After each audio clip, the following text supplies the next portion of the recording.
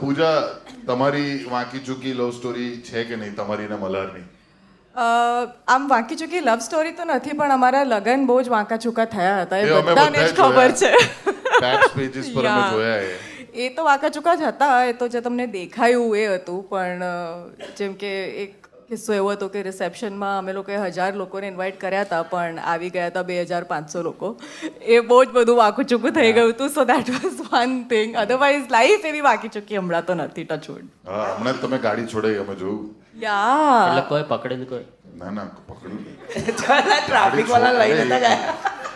પૂજા bootlegger ન હોય કે ગાડી પકડાઈ જાય એની કે છોડાવવાની હોય.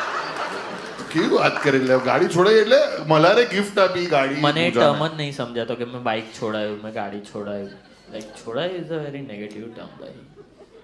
ગિફ્ટ આપી ગાડી. આ મને એટલે સમજાઈ અમે ગયું લોકોએ પહેલી જ વાર. ગાડી લીધી એમ. ગાડી લીધી. યા કઈ તો- ગાડી?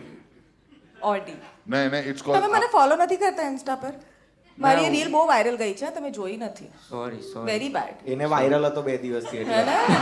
લાગી જ મને. હું એમાં બધા ડેન્ટિસ્ટ લોકોને- પાસે જઈ આવ્યો એટલે ઓહ! સોરી. પણ મને લાગે ત્યાં સુધી શું કર્યું ને?